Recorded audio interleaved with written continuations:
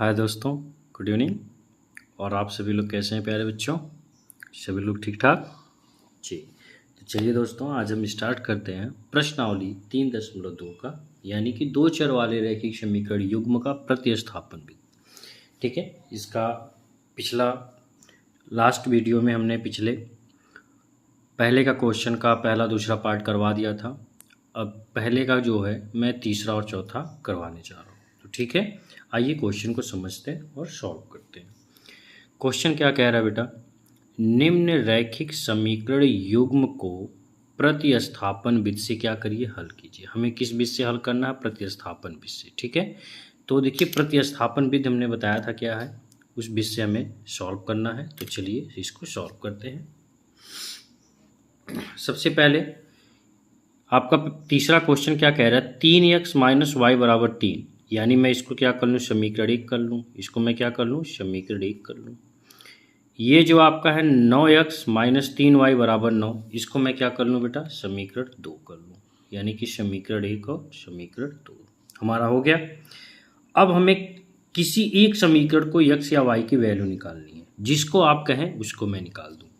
ठीक है, चाहे मैं पहले से कर लूँ चाहे मैं दूसरे से कर लूँ। ठीक है, तो मैं सबसे इजी की तरफ जाऊँगा और मैं यही कहूँगा कि आप भी इजी की तरफ जाए, कैलकुलेशन आपको लंबा ना करना पड़े। तो उसके लिए आपको 3x माइनस वाई बराबर 3, यानी कि हम समीकरण 1 से लेंगे। तो सबसे पहले हम प्रतिस्थापन विधि कर रहे हैं, तो यहाँ पे लिखेंगे प्रतिस्थापन विधि से। प्रतिस्थापन विधि से, ठीक है, ये हो गया प्रतिस्थापन विधि से।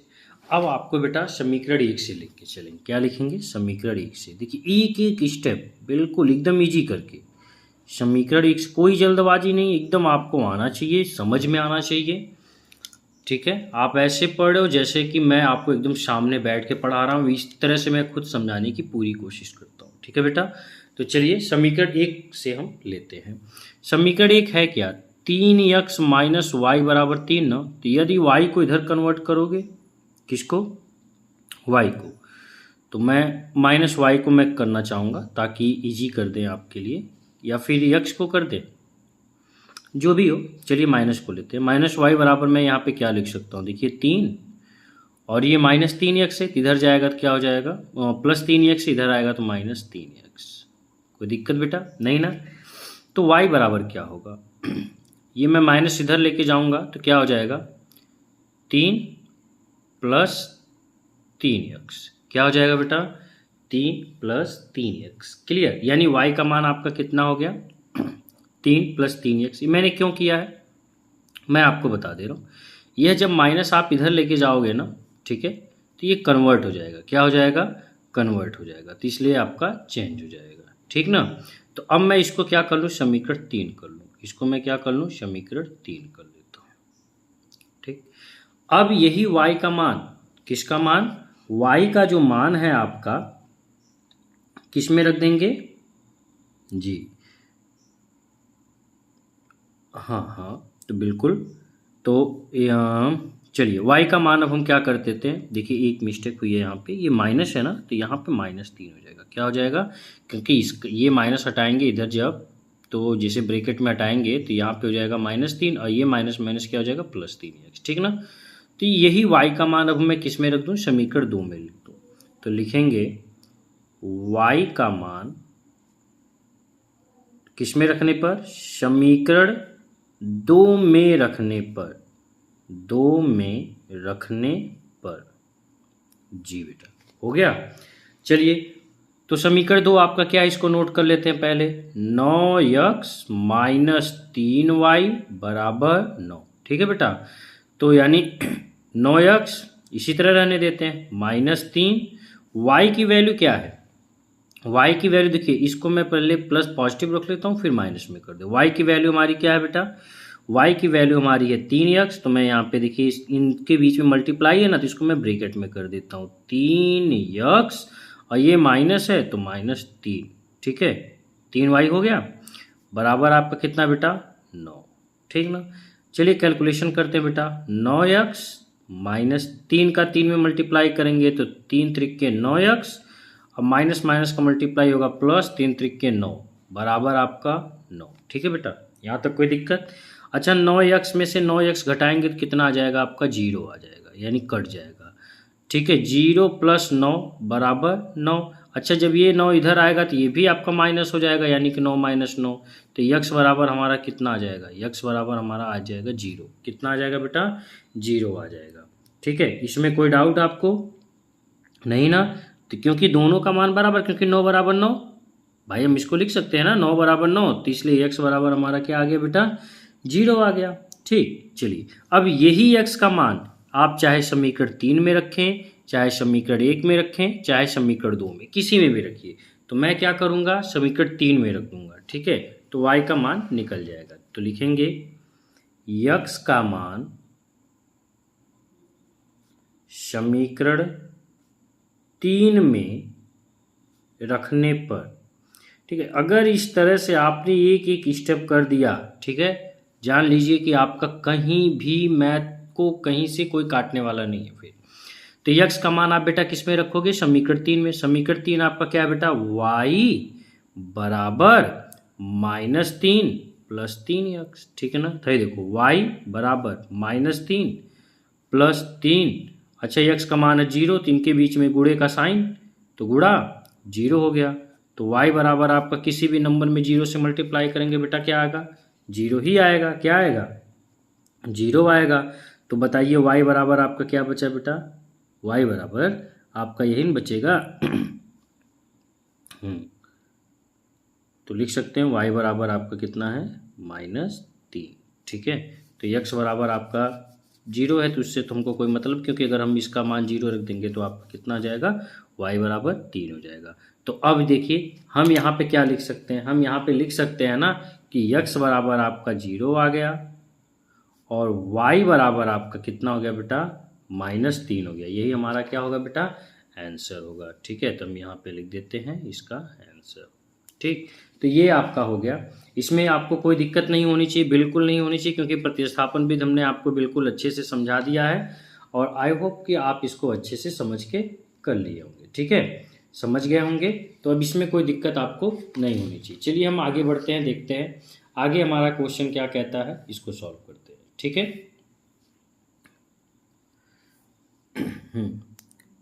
ठीक। और एक चीज़ और मैं आपको बता दूं, आप चाहो तो y बराबर आंसर यहाँ भी छोड़ सकते हो डायरेक्ट। ठीक है, y बराबर आंसर यहाँ पे भी आप छोड़ सकते हो, यहाँ पे भी लिख सकते हो। मैं इसके लिए पीछे बता दे रहा हूँ क्यों मैंने ऐसा किया है। ठीक है, क्योंकि यहाँ पे देखिए 9x - 9x + 9 बराबर 9, तो ये तो आपका कट गया, इसमें कुछ बचा ही नहीं। ठीक है, जब कुछ नहीं बचा तो x की वैल्यू भी क्या कुछ बचेगी? ठीक है, आप इस तरह से भी इसको सॉल्व कर सकते हैं। ठीक है, आप इस तरह से करें या फिर जो हमने बताया है इस तरह से, क्योंकि अगर x के मान 0 रखेंगे तब y का मान आपका -3 हो जाएगा। ठीक है बेटा, और आप इस तरह से भी आंसर यहाँ पे भी छोड़ सकते हैं, क्योंकि समीकरण 3 जो है उसमें आपको ये लिखने की जरूरत नहीं पड़ी, क्योंकि हम यहाँ पे ही इसको फिनिश कर दिए थे। ठीक ना? चलिए अब आते हैं क्वेश्चन नंबर चौथे करते हैं, देखते हैं क्या कह रहा है। सबसे पहले क्वेश्चन नंबर जो चौथा इसका, हम इसको समीकरण 1 बना लेते हैं और इसको बेटा समीकरण 2 बना लेते हैं। ठीक ना? चलिए समीकरण 1 को हम क्या लिख सकते हैं? सबसे पहले आप देखिए समीकरण 1 से क्या मिलेगा, आप ये बताइए। 0.2 है ना, तो इसको मैं क्या लिख सकता हूँ? 2/10 लिख सकता हूँ। कोई दिक्कत नहीं ना, क्योंकि अगर 10 से भाग देंगे इसमें 2 में तो 0.2 ही होगा। तो लिख सकते हैं 2x/10 प्लस, इसमें मैं क्या लिख सकता हूँ? इसको मैं लिख सकता हूँ 3y/10 बराबर, और इसको मैं लिख सकता हूँ 13/10, क्योंकि 10 से 13 में भाग देंगे तो 1.3 ही होगा। अच्छा देखिए, हर तीनों का बराबर है। जब बराबर है तो यानी कि ये कट जाएगा, कोई मतलब है नहीं इसका, तो बचेगा क्या? 2x + 3y बराबर 13। क्या बचेगा? 13। इसको मैं समीकरण क्या कर लेता हूँ बेटा? 3 कर लेता हूँ। क्या कर लेता हूँ? इसको समीकरण 3 कर लेता हूँ। ठीक ना? यहाँ तक कोई डाउट नहीं। चलिए अब समीकरण 2 से लेते हैं, समीकरण 2 को सॉल्व करते हैं बेटा। समीकरण 2 से, अच्छा समीकरण 2 क्या है? 0.4x, इसको मैं क्या लिख सकता हूँ? 4/10। लिख सकता हूँ ना, क्योंकि 10 से अगर 4 में भाग दोगे तो 0.4 ही आएगा, आएगा ना जी। चलिए तो इसको 4x/10 प्लस इसको मैं लिख सकता हूँ बेटा 5y/10 बराबर इसको मैं लिख सकता हूँ 23/10। अच्छा देखिए इसका भी हर बराबर है, तो यानी ये सब कट जाएगा, तो बचेगा क्या बेटा 4x + 5y बराबर आपका कितना बचेगा बेटा 23। इसको मैं क्या कर लेता हूँ समीकरण 4 कर लेता हूँ। तो समीकरण 3 और समीकरण 4 क्लियर हो गया। अब किसी एक को बदल दीजिए, तो मैं किसको बदलना चाहूँ, चलिए मैं समीकरण 3 को बदल देता हूँ। तो लिखेंगे समीकरण 3 से, किससे बेटा समीकरण 3 से। और समीकरण 3 आपका देखिए क्या है 2x + 3y = 13। तो 2x बराबर कितना होगा 2x बराबर 13 और हाई प्लस इधर आ गया तो माइनस हो गया 13 और माइनस हाई प्लस है ना, तो इधर आएगा तो क्या होगा -3y।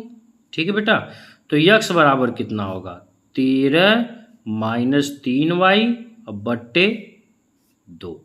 अब इसको आप क्या बना लो समीकरण 5 बना लो। ठीक है, थोड़ा सा स्टेप इसका बड़ा हो रहा है। हाँ चलिए, अब यही x का मान अब आप किस में रखोगे समीकरण नंबर 4 में। किस में रखोगे बेटा समीकरण नंबर 4 में। तो लिखेंगे x का मान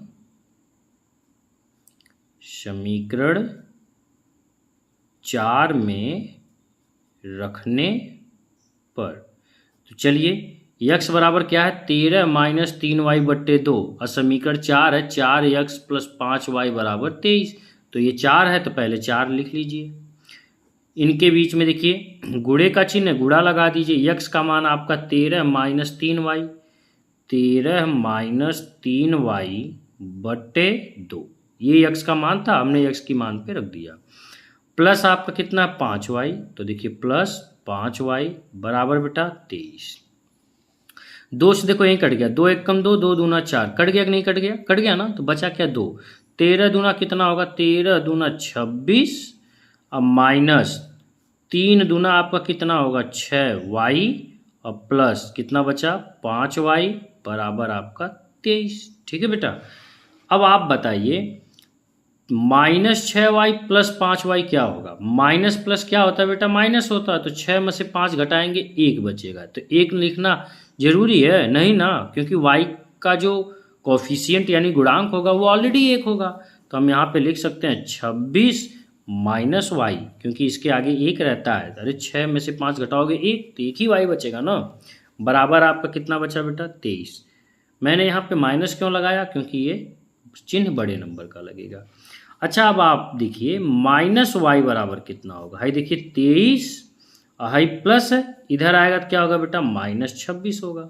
ठीक, तो -y बराबर, अच्छा प्लस और माइनस क्या होगा बेटा माइनस, तो बताइए 23 में से 26 जब घटाएंगे तो कितना होगा -3 होगा। कितना होगा बेटा -3 होगा। माइनस से माइनस कट गया तो y बराबर आपका कितना हो गया बेटा, y बराबर आपका हो गया 3। ठीक है, यानी y का मान हमारा क्या हो गया बेटा 3 हो गया। ठीक ना, यहाँ पे आपको बिल्कुल कोई डाउट नहीं होना चाहिए जी नहीं। चलें आगे बढ़े बेटा।